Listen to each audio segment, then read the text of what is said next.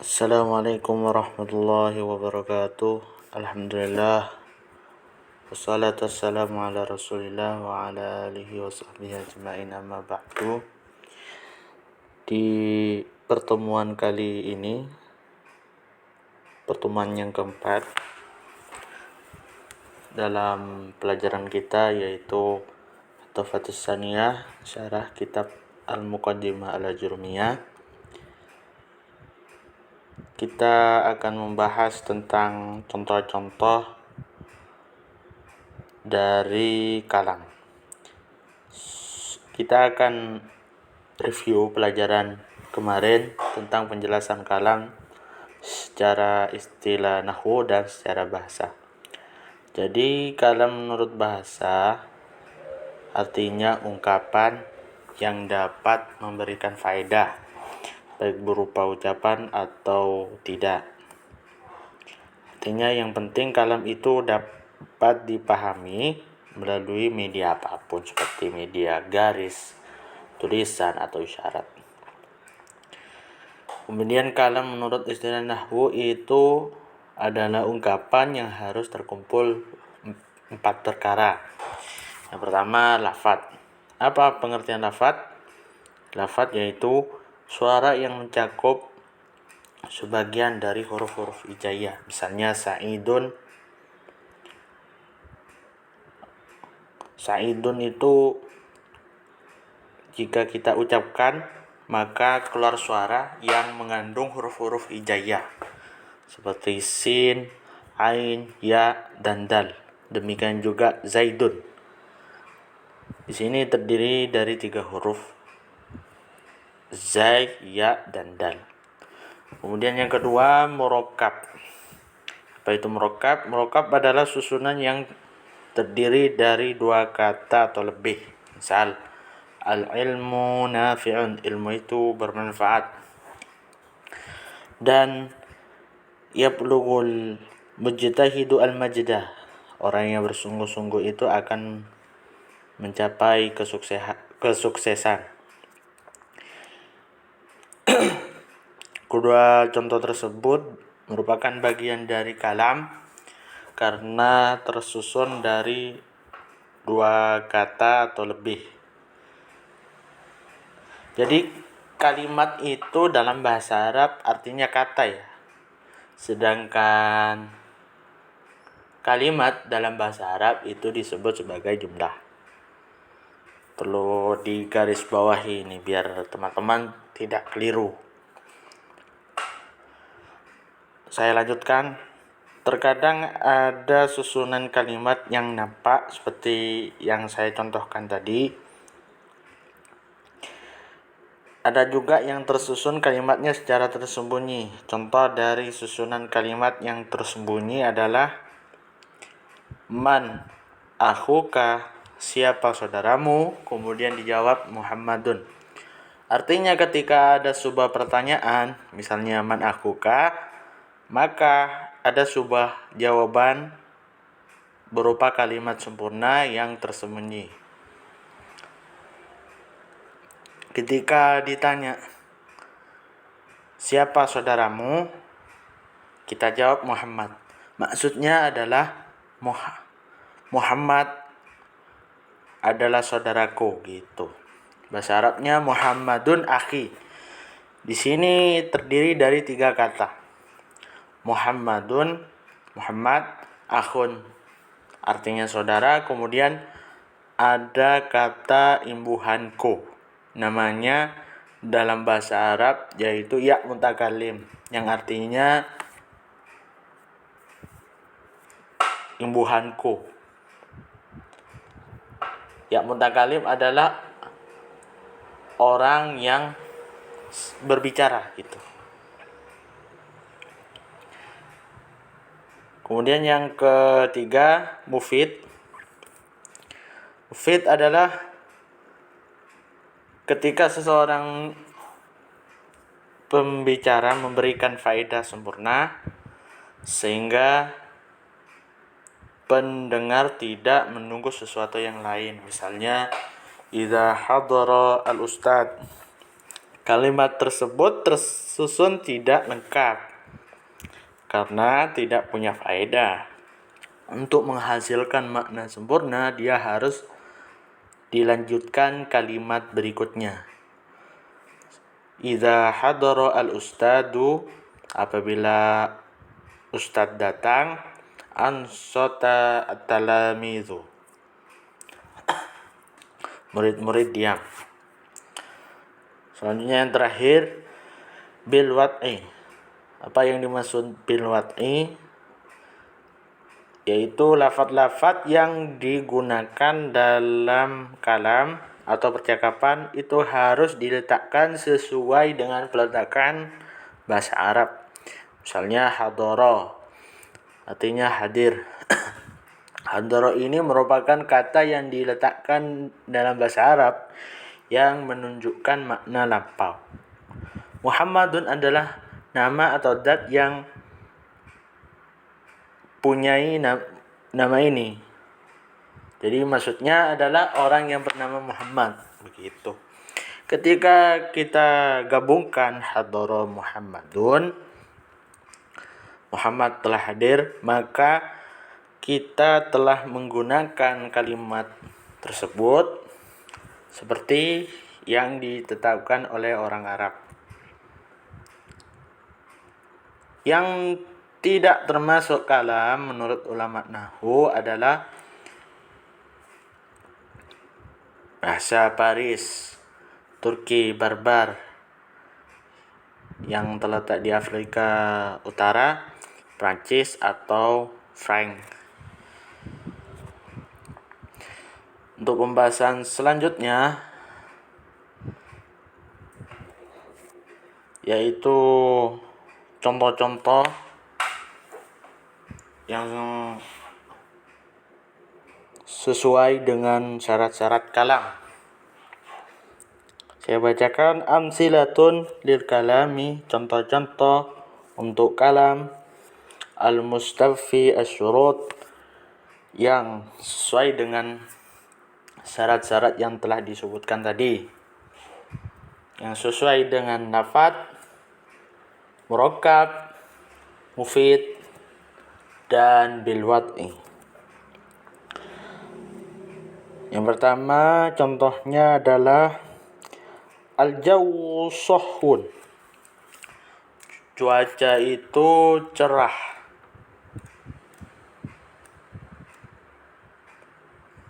Ya, cuaca itu cerah. Al-jawu sahhun, cuaca itu cerah.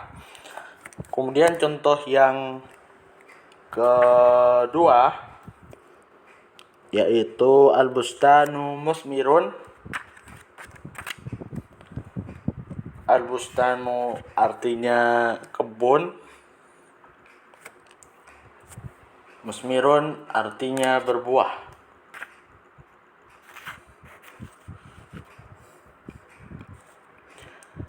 Selanjutnya al-hilalu sati'un, bulan itu terang. As-sama'u safiyatun, langit itu cerah. Contoh selanjutnya yudi'ul qamaru lailan, bulan itu bersinar pada malam hari. Contoh selanjutnya yanjahul mujtahidu, orang yang bersungguh-sungguh itu akan berhasil. Contoh lainnya la yuflihu al-kasul, orang yang malas itu tidak akan beruntung.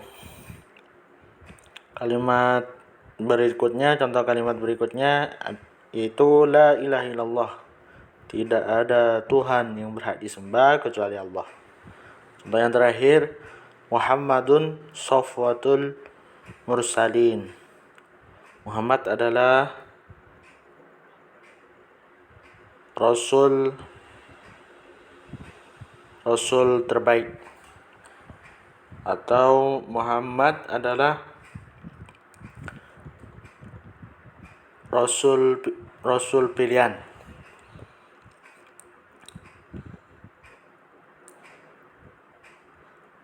Berikut tadi merupakan contoh-contoh yang sesuai dengan syarat kalam. Yang pertama mufid,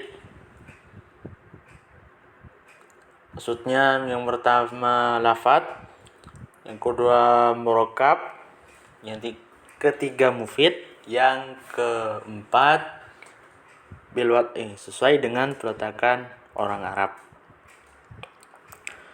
Kemudian ada contoh lafadz tunggal. Penulis memberikan contoh lafadz tunggal, contoh yang tidak sesuai dengan syarat kalam. Penulis menyebutkan amsilatun lil lafdzil mufradi, contoh-contoh lafadz tunggal. Yang pertama Muhammadun. Kata tunggal itu tidak dinamakan kalam kecuali dilanjutkan oleh kalimat berikutnya. Jadi kata tunggal tidak bisa disebut sebagai kalam karena tidak tersusun, tidak mufid, itu sehingga maknanya tidak dapat dipahami secara sempurna. Kemudian Ali, selanjutnya orang yang bernama Ibrahim, koma artinya telah berdiri. Min ini adalah huruf yang bermakna dari. Selanjutnya penulis menyebutkan contoh susunan yang tidak mufid, tidak memberikan makna sempurna, yaitu Madinatul Iskandaria, kota Alexandria yang terletak di Mesir. Kita perhatikan coba, Madinatul Al-Iskandariyati ini merupakan kata majemuk. Jika disandarkan kepadanya itu tidak memiliki makna yang lengkap.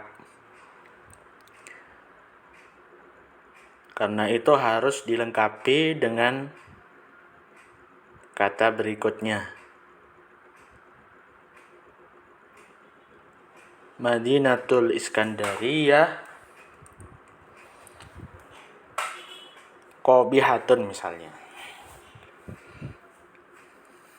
Atau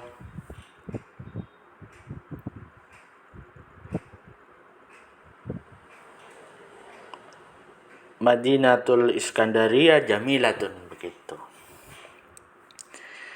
Baru sesuai dengan syarat kalam. Kemudian Abdullah.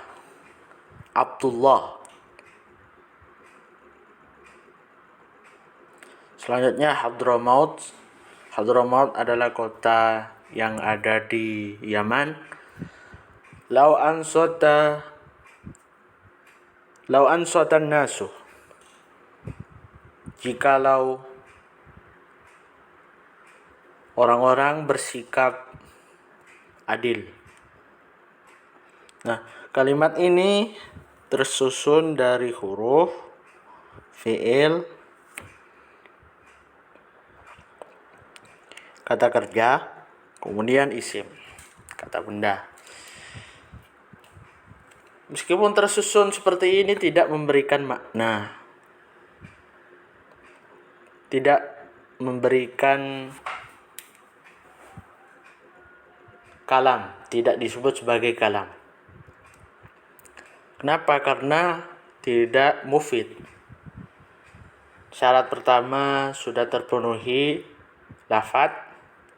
Syarat yang kedua, murakkab, sudah terpenuhi.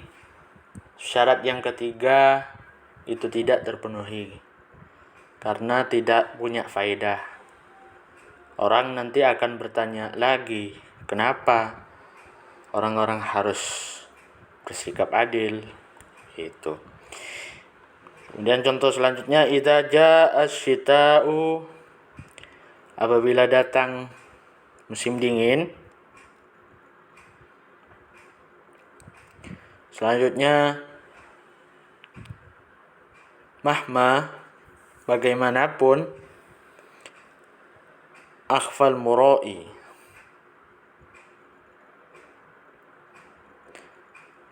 orang yang murai itu artinya, sebentar, al-murai,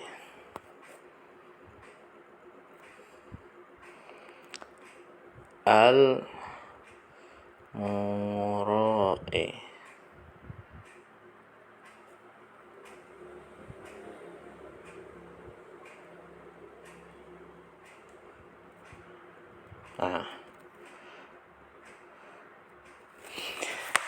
artinya orang yang riya. Bagaimanapun orang riya itu bersembunyi. Ini juga contoh dari kalimat atau susunan kalimat yang tidak memiliki faedah. Selanjutnya yang terakhir, in tola'atis syamsu, jika matahari terbit. In huruf, tola'at fi'il, yang terakhir asyamsu, isim. Memangnya kenapa kalau seumpama matahari terbit akan terjadi apa?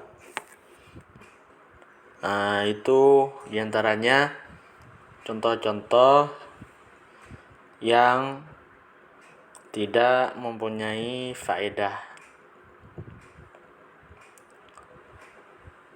Jadi di sini penulis kasih contoh yang sesuai dengan kalimat, yang sesuai dengan kalam, maksudnya ada contoh yang tidak sesuai dengan syarat kalam.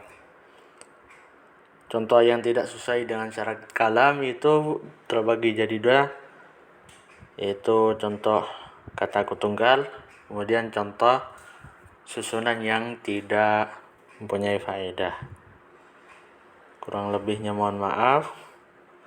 Apabila ada pertanyaan atau kritik dan saran, silakan teman-teman bisa sampaikan di kolom komentar.